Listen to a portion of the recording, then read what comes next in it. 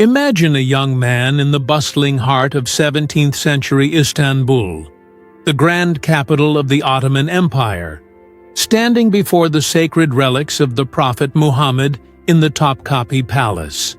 As he gazes upon the Prophet's mantle, a dream unfolds before him. The Prophet himself appears, placing a blessing on his head and commanding him to wander the world, to document its wonders, its peoples, and its hidden corners. This was no ordinary vision. It was the divine spark that ignited the life of Evliya Çelebi, a man whose insatiable curiosity would lead him across continents for over 4 decades, penning one of the most extraordinary travelogues in human history.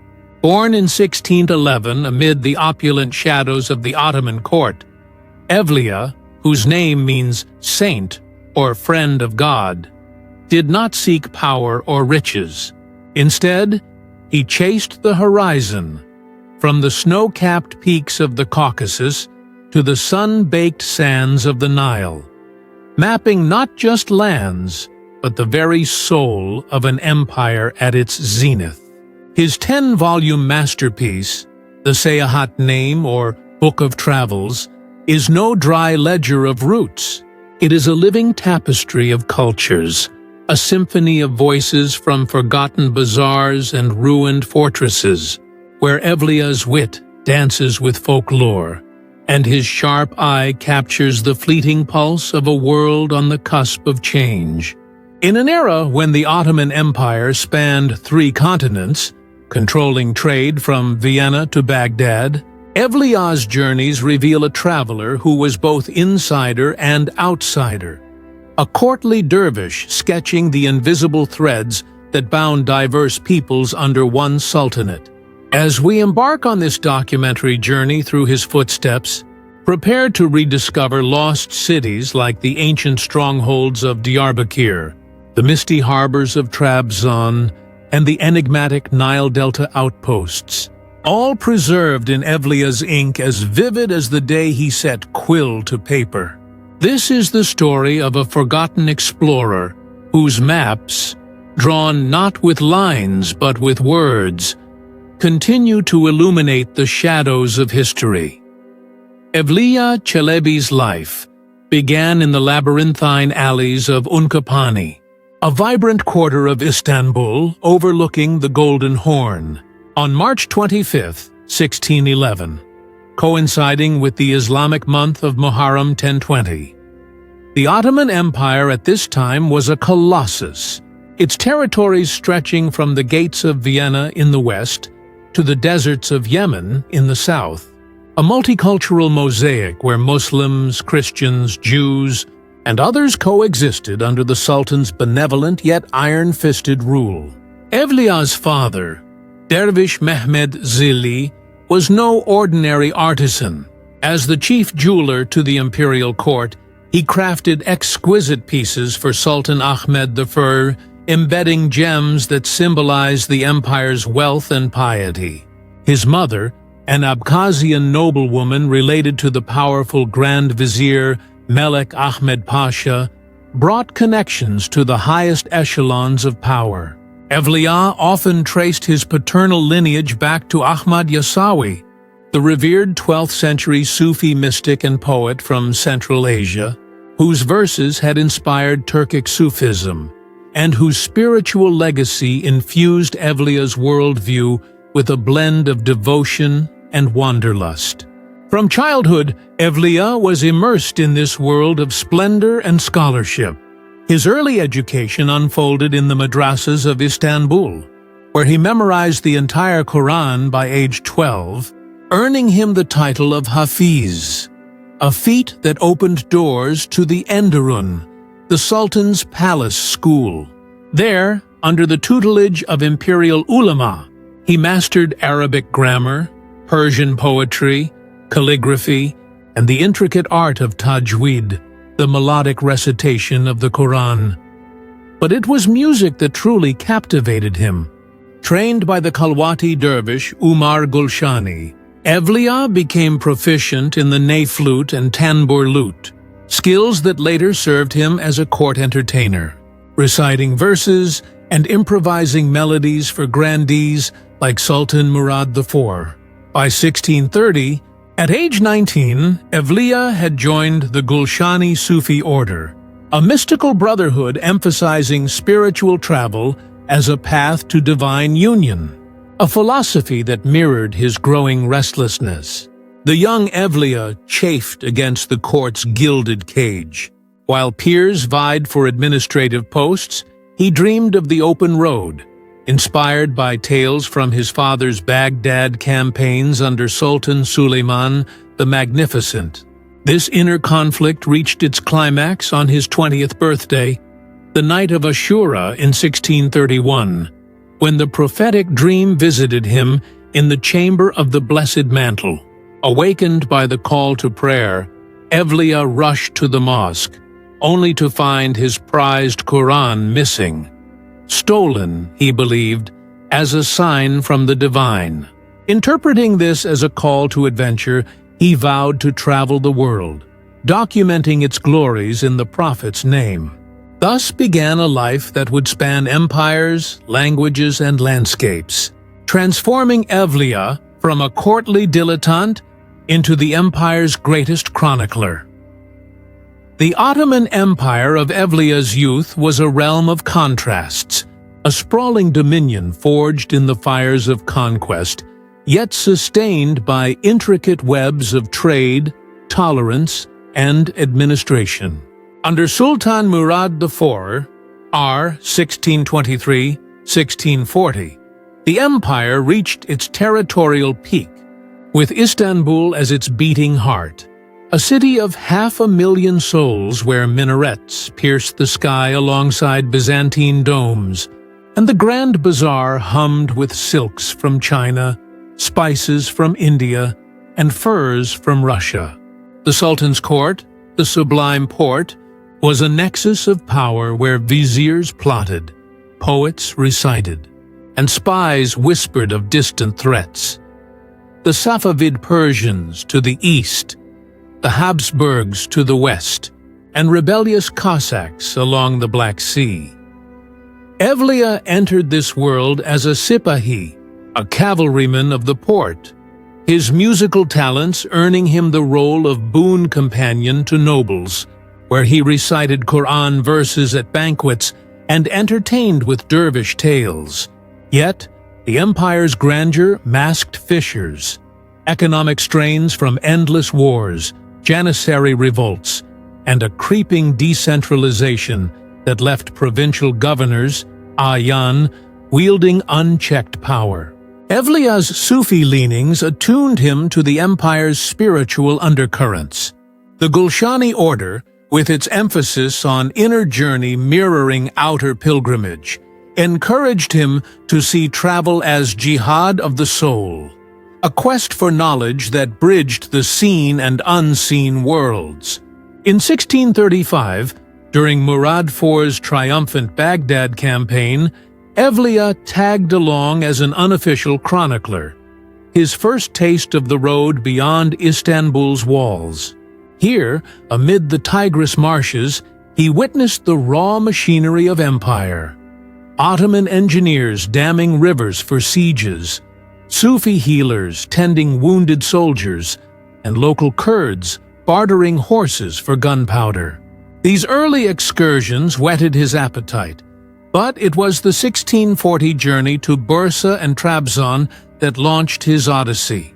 Accompanying Katenci Ömer Pasha, Evliya traversed Anatolia's rugged plateaus, his journal swelling with sketches of caravansaries and hot springs, foreshadowing the Seyahatnâme's encyclopedic scope. The empire's cultural zenith, marked by architectural marvels like the Süleymaniye Mosque and literary salons where Persian ghazals mingled with Turkish folk epics, provided the canvas for Evliya's pen. As a Çelebi, a gentleman of refined tastes, he embodied the Ottoman ideal of adab, courteous, learned, and ever curious. His travels a microcosm of the empire's multicultural ethos, where a Muslim dervish could sip coffee with a Greek merchant, or debate theology with an Armenian priest, all under the shadow of the crescent moon. Evliya's first major expedition in 1640 marked the true ignition of his wanderlust, a pilgrimage-like circuit through Anatolia that would set the template for his lifelong itineraries. Departing Istanbul in spring, he joined the entourage of Katensi Ömer Pasha, governor of Trabzon, riding east along the silk roads that laced the empire's veins. Bursa, the green-turbaned city of sultans, greeted him with its silk looms and ulukami, where Evliya marveled at the 20 domes symbolizing the surahs of the Quran, their arches whispering of Seljuk ingenuity. From there, the caravan snaked through Izmit's walnut groves to Trabzon, the Black Sea's pearl, where Byzantine walls met Ottoman minarets, and Evliya chronicled the Sümele Monastery's cliffside frescoes, perched like an eagle's nest above hazelnut forests. "This monastery," he wrote, "clings to the mountain as if hung by God's own hand, its bells tolling like distant thunder over the waves." Trabzon's bazaars brimmed with caviar from the Caspian and amber from the Baltic, a testament to the empire's trade networks that Evliya sketched with vivid detail. Merchants haggling in 7 tongues, Tatar horsemen bartering furs for broadcloth. Pressing into the Caucasus, he ventured to Circassia, a land of fierce warriors and veiled beauties, where he noted the women's faces like full moons behind silk screens, and the men's hospitality, offering roasted lamb under starlit skies, despite the absence of mosques in their mountain fastnesses. Language fascinated him. He attempted a Circassian lexicon, likening its sounds to a magpie's shout, an early ethnographic gem that captured the empire's linguistic mosaic. By autumn, Evliya looped back via Erzurum's citadel, a stone sentinel against Persian incursions, where he described the Friday market's chaos. Armenian traders with eyes sharp as daggers, Kurdish shepherds driving woolly flocks, and Georgian slaves chained like forgotten relics. This 1640 circuit, spanning 2,500 miles, was no mere jaunt. It was Evliya's apprenticeship in observation, honing his eye for the empire's frayed edges, where Ottoman suzerainty met nomadic freedoms, and cultural fusion birthed hybrid wonders like the Laz fishermen's net-weaving songs, blending Greek rhythms with Turkic lyrics. The 1640s thrust Evliya into the empire's military maelstrom, intertwining his travels with the thunder of cannons and the march of janissaries. In 1645, he joined the Ottoman siege of Crete, the long war against Venice that would drag on for 24 years, costing 100,000 lives and testing the Sultan's coffers. Sailing from Istanbul's Galata harbor, Evliya's fleet hugged the Aegean coast, dodging Venetian galleys amid squalls that Evliya likened to jinn wrestling in the clouds.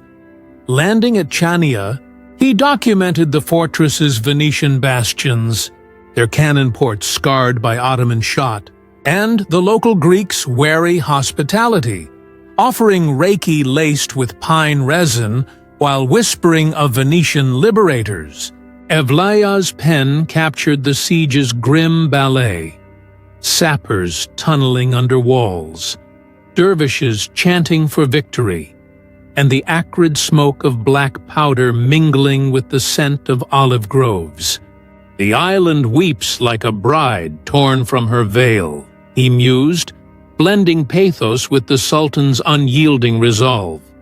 By 1648, diverted to Syria and Palestine, Evliya traversed the Levant, his caravan winding through Damascus's Umayyad Mosque,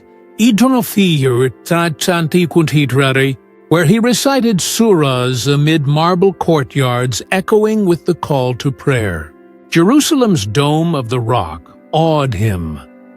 A sapphire dome kissing the heavens, its tiles shimmering like the prophet's tears. But he noted the city's fractious quarters, Jews bartering spices in their alleys, Christians guarding the Holy Sepulchre with Latin fervor. In Gaza, he described the port's slave markets, where Nubian captives fetched gold, a stark reminder of the empire's underbelly. Rumelia called next in 1648-1650, the Balkans' Ottoman heartland, where Evliya rode through Sofia's rose distilleries and Mostar's arched bridge, a rainbow flung by angels across the Neretva, 28 meters long and 20 high, defying gravity's grasp. Bosnia's mountains hid dervish tekkes where he joined whirling rituals, his ney flute harmonizing with Sufi zikr, a cultural bridge between Anatolian piety and Balkan mysticism. These years honed Evliya's dual lens, the courtier's admiration for imperial might, tempered by the traveler's empathy for the marginalized, like the Albanian Highlanders, whose eagle feather caps and vendetta codes he chronicled with equal parts awe and caution. The 1650s saw Evliya delve into the empire's eastern fringes, a realm of intrigue where Ottoman ambitions clashed with Safavid Persia and nomadic tribes. In 1655, accompanying Melik Ahmed Pasha, his mother's kinsman and grand vizier, he ventured into Kurdistan and Iraq, traversing the Taurus Mountains goat paths to Diyarbakir, the city of black walls guarding the Tigris. Evliya's description is a cartographer's dream. Its ramparts rise like the spine of a dragon, 5,000 paces around, pierced by 84 towers where archers perch like falcons. Inside, he wandered the Hefsel Gardens, irrigated by the Tigris's waters, where Kurdish women in embroidered shawls harvested pomegranates, their dialects a symphony of Persian and Arabic inflections. Diyarbakir's multi-ethnic bazaar fascinated him.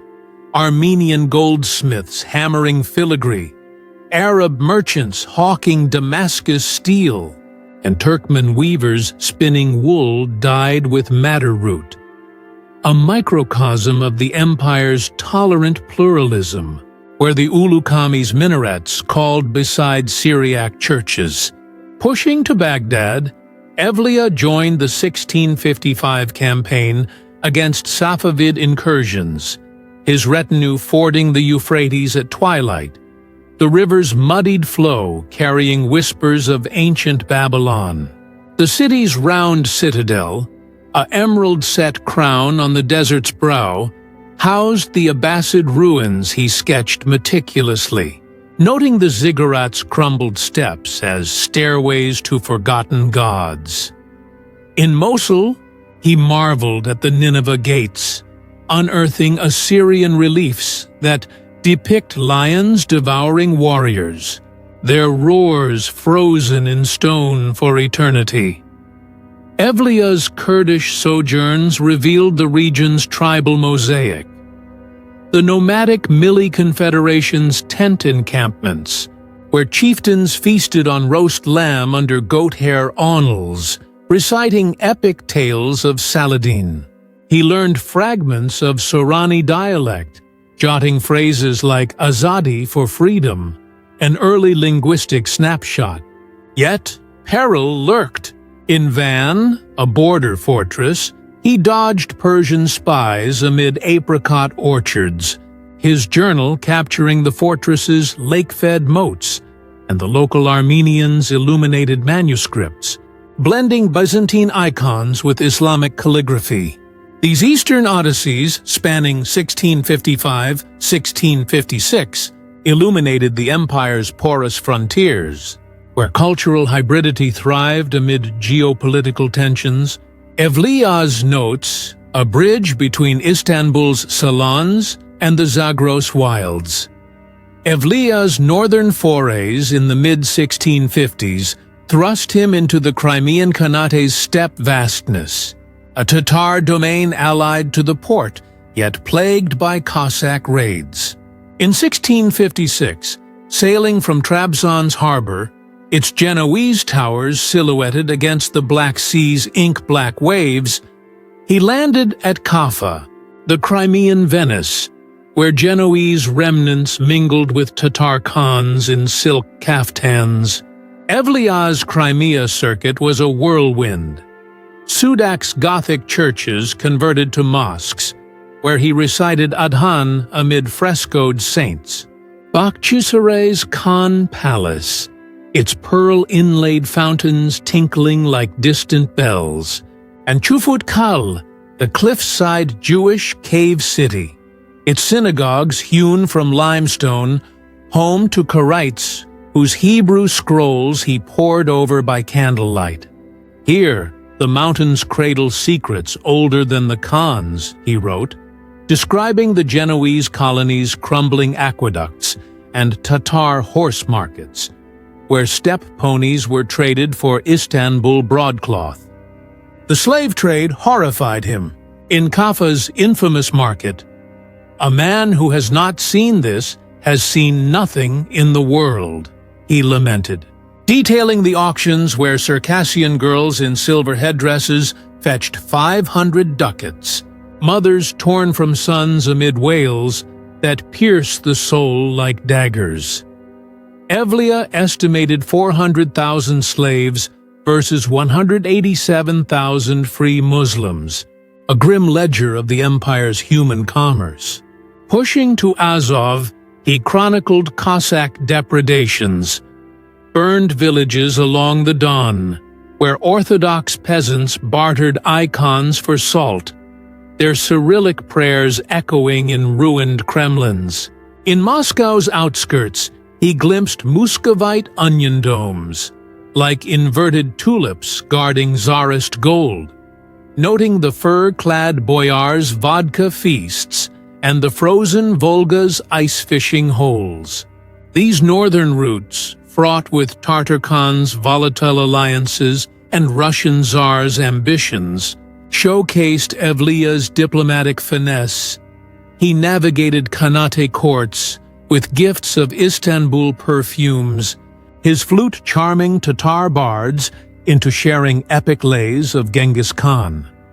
By 1657, looping back via the Caucasus's Derbent gates, Alexander's iron wall against Gog and Magog, Evliya had traversed 2,000 miles of steppe and sea, his Seyahatnâme swelling with ethnographic treasures.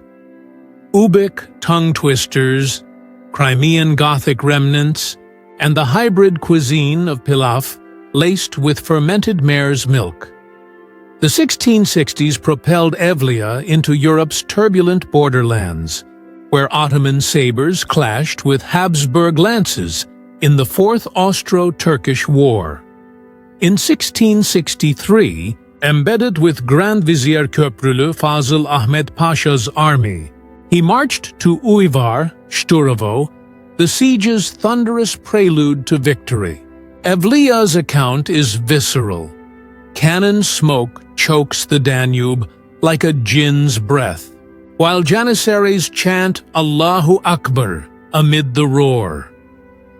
Capturing the fortress, he described its Habsburg bastions, star-shaped like a porcupine, and the prisoners' Latin pleas for mercy. Pushing to Vienna in 1665, Evliya infiltrated the Habsburg capital incognito, posing as a merchant in the Graben, where he marveled at St. Stephen's Cathedral's tiled roof, a mosaic of 110,000 gleaming plates, catching the sun like Allah's own armor. The city's coffeehouses buzzed with Viennese waltzes and Jesuit disputations, which Evliya joined, debating predestination with a Dominican friar over strudel and Rhenish wine. Their churches ring with bells like thunderclaps, he noted, contrasting them to Istanbul's Adhan, yet admiring the mechanical clock's chimes. a brass bird that sings the hours, mocking our muezzin's toil. His linguistic acuity shone, he compiled a German-Turkish glossary, noting beer as foam-crowned nectar, and vine as vine tears of Christ. Buddha's reconquest in 1666 saw Evliya amid the rubble, sketching the thermal baths where Hungarian nobles once soaked, now Ottoman hammams steaming with rose attar. "The waters heal the war-weary," he wrote, bathing in the rudas amid Tatar auxiliaries' jests. These European forays, culminating in Albania's 1662 to 1670 circuits, where he traversed Tirana's bazaars, Lejah's Skanderbeg Mausoleum, and Shkodra's Venetian lagoons, revealed the empire's cultural osmosis. Albanian highlanders in fustanella kilts reciting Homer in Tosk dialect, their blood feuds echoing ancient vendettas. Evliya's 1667 Athens visit immortalized the Parthenon as an impregnable fortress not made by human hands, composing a poetic plea for its preservation.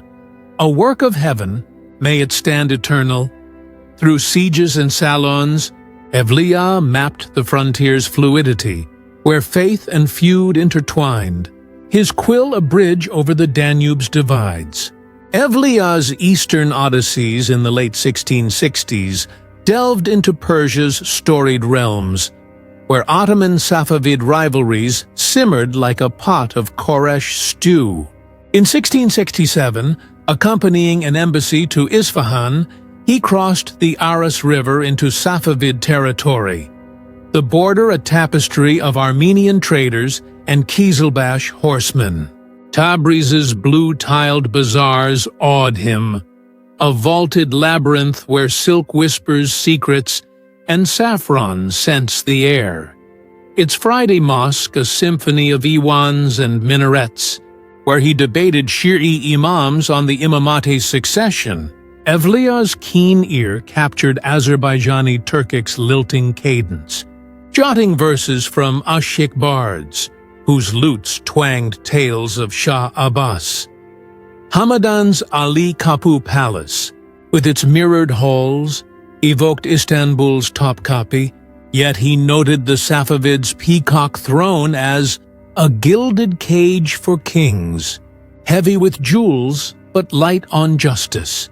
In Shirvan, he explored Baku's Maiden Tower, a phallic sentinel against the Caspian's rage, its oil seeps bubbling like black blood from Earth's veins, fueling lamps that lit the Khan's harem.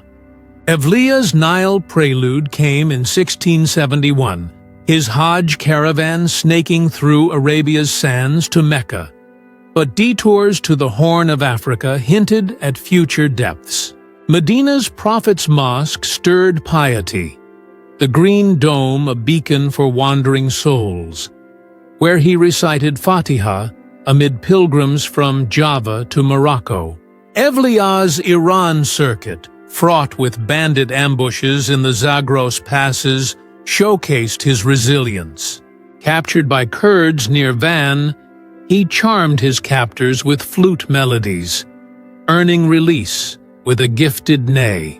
These journeys, spanning 3,000 miles of silk roads and caravan trails, illuminated the empire's eastern flank.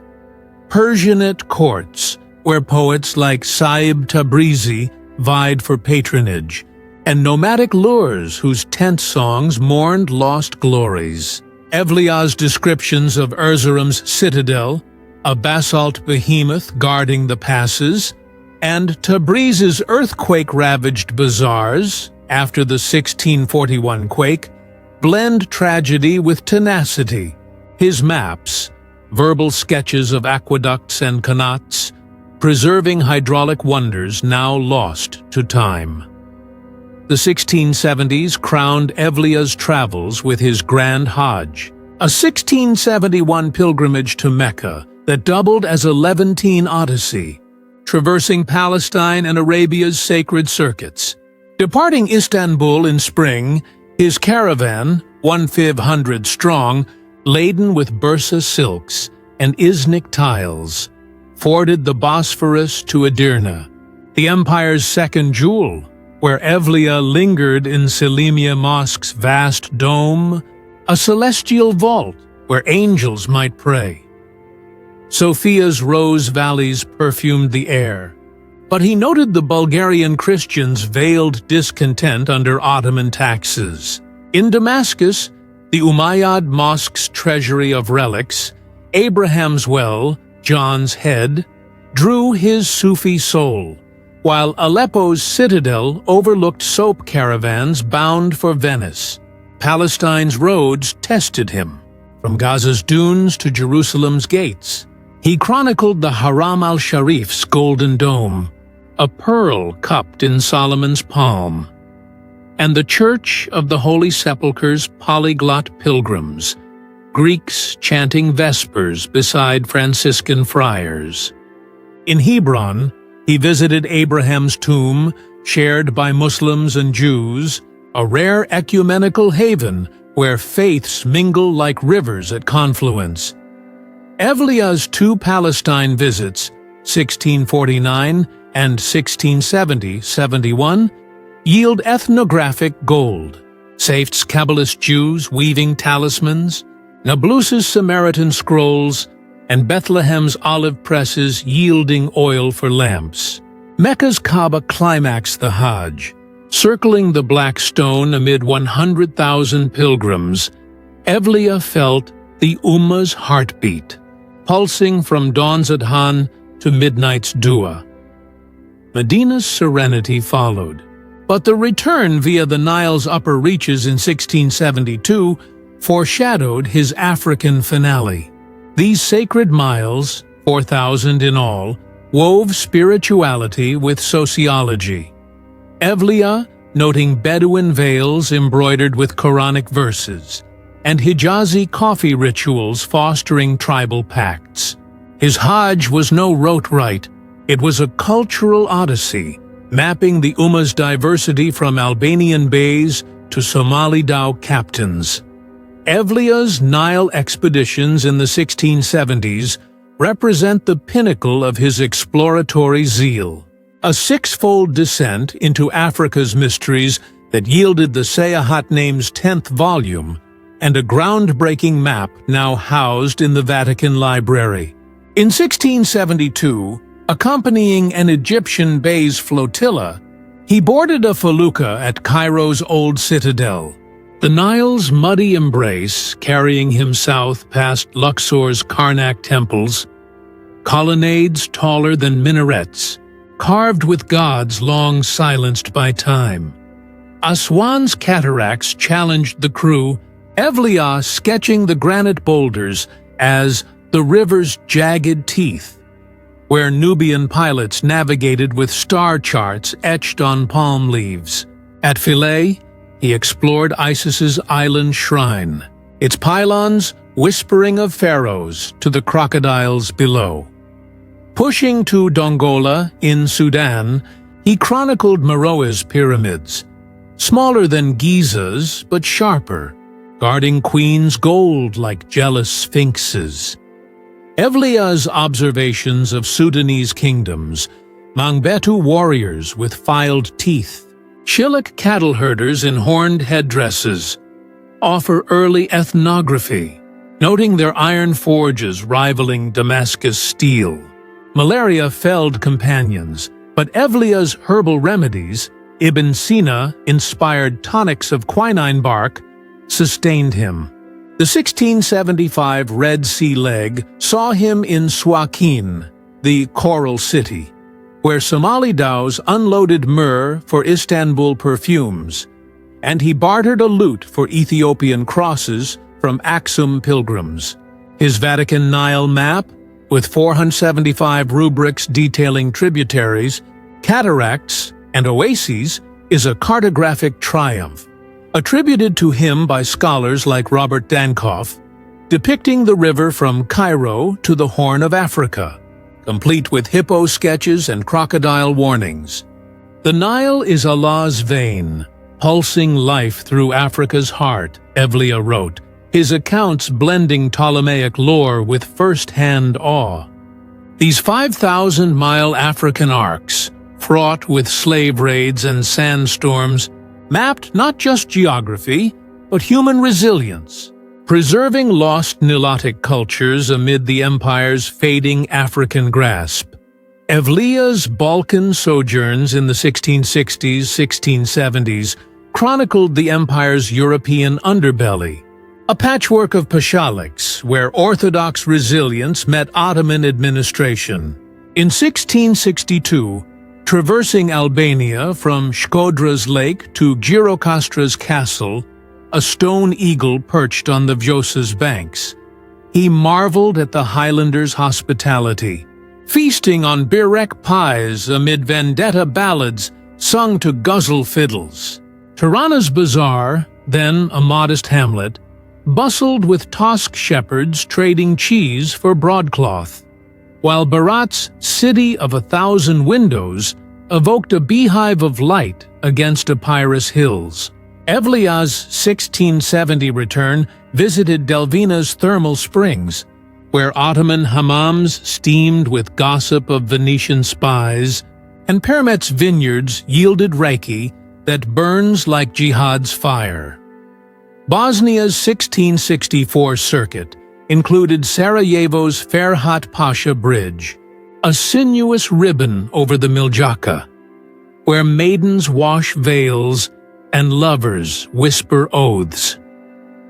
Mostar, with its rainbow arch, symbolized Ottoman engineering triumph, but Evliya noted the Franciscans' Latin schools fostering quiet resistance. In Kosovo, he explored Prizren's Sinan Pasha Mosque, its lead dome a shield against Balkan tempests, and Mitrovica's Serbian monasteries, where monks illuminated Slavonic gospels amid Ottoman taxes. These routes, riddled with Hajduk bandits, highlighted the empire's millet system, Orthodox patriarchs negotiating autonomy, Vlach shepherds paying jizya for grazing rights, Evliya's vignettes, Albanian eagle hunts, Bosnian coffee divinations capture cultural fusion, his maps verbalizing the Drina's fords and Danube's confluences as lifelines of loyalty. The Caucasus expeditions of 1640 and 1664 unveiled a frontier of fire and folklore, where Ottoman garrisons hugged Persian borders amid tribal feuds. In 1640, from Trabzon's Silk Road terminus, Evliya climbed into Circassia's emerald valleys, where Adigi warriors in Cherkeska cloaks hosted feasts of Kingal dumplings and horse races on mountain pastures. Their women veil their faces yet bare their souls in song, he observed, compiling a lexicon of their polysynthetic tongue. Derbent's iron gates, Alexander's legendary wall, guarded the Caspian, its citadel a maze of Sassanid arches where Dagestani imams debated Sunni orthodoxy. Baku's oil seeps, Earth's black tears, fueled lamps in the Shirvanshah's palace, Evliya bartering a nay for a Zoroastrian fire temple tour. The 1664 return, with Melik Ahmed Pasha, reached Tiflis, Tbilisi, its Narikala fortress overlooking Georgian vineyards, where Queen Darajan's court served tamada toasts in silver beakers. Evliya's Ganja circuit chronicled Azerbaijani Ashog's saz-strummed epics of Nizami, their verses a Persian-Turkic hybrid, echoing the empire's linguistic empire. Amid Avar Khan's hospitality, yak milk tea in felt yurts, he dodged Lesgian ambushes, his journal a mosaic of toponyms, Sheki's silk Khan, Shamaki's minarets cracked by quakes. These 2,500-mile traverses mapped the Caucasus as a cultural cauldron, where Sufi tekas blended Naqshbandi rites with shamanic drum circles, Evliya's descriptions preserving vanishing Avar dialects and Kabardian horse lore. Evliya's Crimean and Russian ventures in 1664–1667 exposed the northern steppes' volatility, where Tatar Khans navigated Ottoman vassalage amid Cossack incursions. From Kaffa's Genoese walls, a Lombard Venice on the Tauride, he rode to Bakhchisaray, the Khan's wooden palace with its lion fountain, where Crimean Tatars in lambskin papakas recited the Dastan of Khan Mengli Giray. Evliya's slave market lament in Kaffa, mothers rent asunder from sons in a symphony of sorrow, humanizes the grim trade, estimating 400,000 captives funneled to Istanbul's galleys, Sudak's cave monasteries, hewn by Byzantine monks, now Tatar shrines, blended icons with crescents, a symbol of syncretism. Pushing to Azov's Ottoman fortress, he chronicled Cossack raids scorching Don Cossack villages, their hetmans in fur hats bartering vodka for gunpowder. Moscow's 1667 outskirts revealed wooden izbas and onion domes, czarist bulbs sprouting from frozen soil, where boyars feasted on blini amid fur-clad sleighs. Evliya's Smolensk siege account details Polish-Lithuanian artillery duels, the city's white walls scarred like a veteran's face.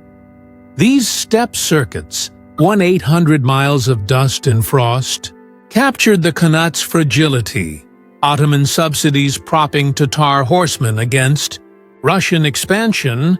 Evliya's notes a prelude to the 1683 Vienna siege that would hasten the empire's decline.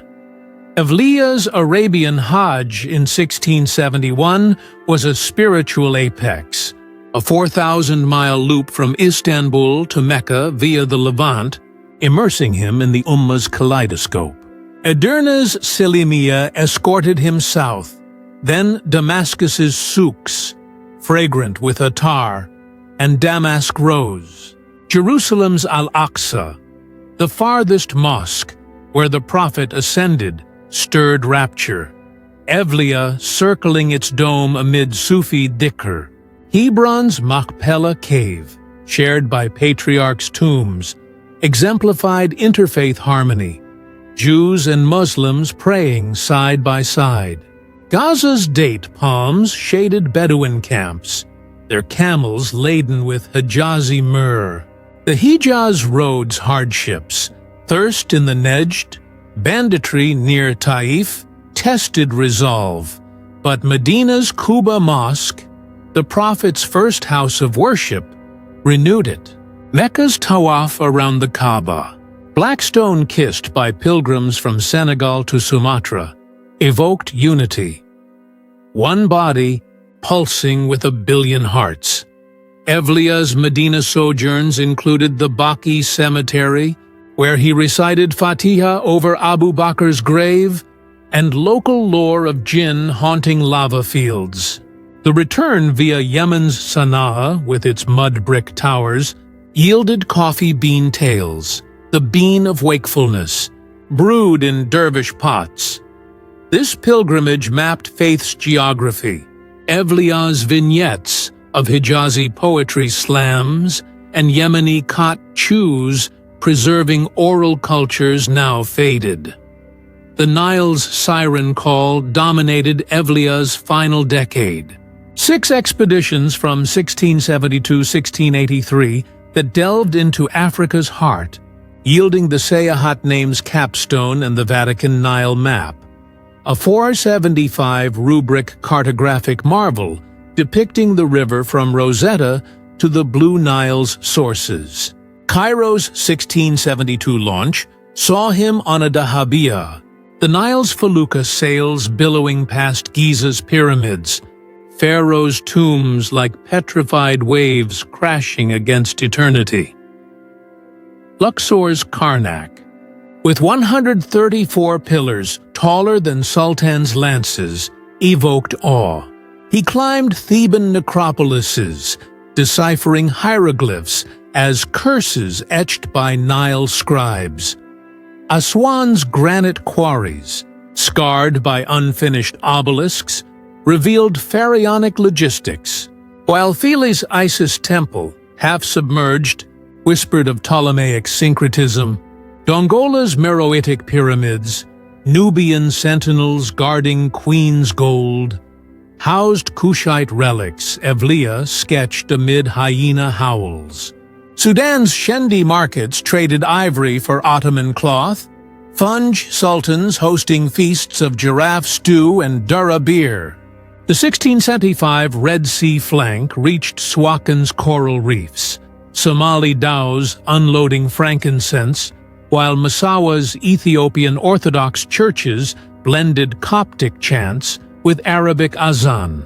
Evliya's Horn of Africa jaunts to Harar chronicled walled cities where Somali poets recited qasidas under acacia trees, their camel caravans linking to Aksum's monolithic stelae. Perils abounded: malaria's fever, slave dhows chaining Nubians, cataracts whirlpools, but Evliya's remedies, Sina's camphor pastes, and faith sustained him. The Vatican map, with rubrics like Crocodile Island and Elephant Graveyard, integrates Ptolemaic toponyms with first-hand bearings, a hybrid of Arab cartography, Ibn Hawqal's influences, and Ottoman precision. The Nile is Time's river carving Africa's secrets, Evliya reflected, his accounts preserving Nilotic dialects and Funj kinship systems, a legacy bridging antiquity and empire. Evliya's cultural odyssey wove through the Seyahatnâme's ethnographic threads, a chronicle of the Ottoman world's kaleidoscopic diversity. In Istanbul's Volmer I, he catalogues 1,332 mosques from Hagia Sophia's Byzantine whispers to Yenikami's Baroque domes, noting muezzin's calls blending with Venetian bells. Music enthralled him. Vols, 1-2 detail 200 instruments, from the Ney's reed lament to the Bendir's Sufi thrum, with Ilm al-Musiki theory dissecting maqams like Rast's melancholy ascent. Linguistic prowess shown in 30 Turkic dialects catalogued, from Crimean Tatar's nasal twang to Azerbaijani's Persian lilt, plus Caucasian tongues like Ubyk's 80 consonants, a babel of syllables defying the quill. Folklore animated his pages. Albanian Kreshnik epics of dragon-slaying heroes, Kurdish tales of Zahak's serpents, and Circassian legends of thunderbirds nesting in Elbrus peaks. Culinary cartography mapped flavors: Bursa kebabs marinated in yogurt, Trabzon hamzi pilaf scented with hazelnuts, Baghdad dolma stuffed with lamb and sumac. Social vignettes captured the empire's social strata. Janissaries drilling in hippodrome fields, Jewish physicians prescribing Galen in Ladino, Armenian merchants ferrying silks via the Euphrates. Evliya's tolerance gleamed. In Vienna's Jesuit colleges, he debated transubstantiation over coffee, praising Habsburg clocks as brass muezzins tolling La ilaha illallah. Yet, shadows lurked. Crimea's slave auctions, where laments rose like a dirge for the Ummah's soul, and Baghdad's coffeehouse intrigues, where viziers plotted over narghiles. Women fascinated him, Circassian veils hiding moons veiled in silk, Albanian highland lasses wielding rifles like spindles, his gaze respectful yet romanticized, reflecting Ottoman adab's chivalric code. Through 10 volumes, Evliya's lens, part dervish mystic, part court jester, painted the empire as a garden of wonders, its lost cities, not ruins, but living palimpsests of Byzantine, Persian, and Arab layers. Evliya's legacy endures as the Ottoman Empire's unflinching mirror. His Seyahatnâme, a UNESCO Memory of the World Treasure since 2013. Its 3 million words, a corpus for scholars dissecting 17th century mentalities. Robert Dankoff's An Ottoman Mentality, 2004, unpacks Evliya's worldview. Pious yet irreverent, loyal to the Sultan yet empathetic to the periphery, blending Quranic literalism with folkloric fancy. The work's cultural impact ripples globally. Translations into German, Prokos's Volume 10, 1990. English, Dankoff Kim's Selections, 2010, and Arabic have revived interest. Inspiring Turkey's Evliya Çelebi Way, a 600-kilometer trail from Izmit to Simav, reenacting his 1671 Hajj route since 2011, drawing hikers through Bursa's silk tombs and Kütahya''s tile kilns. In Albania, his 1662-1670 accounts fuel national epics, detailing Skanderbeg's legacy in Kruja's castle. Kurdish scholars mine Diyarbakir descriptions for tribal genealogies, while Armenian academics cross-reference his Tiflis notes with medieval chronicles.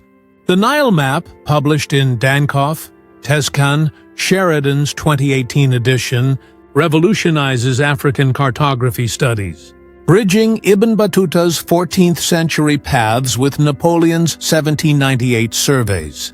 Evliya's linguistic gleanings, Circassian primers, Ubik glossaries, aid endangered language revivals. His magpie shout, quip a poignant echo for linguists mourning Ubik's 1992 extinction. Modern media resurrects him.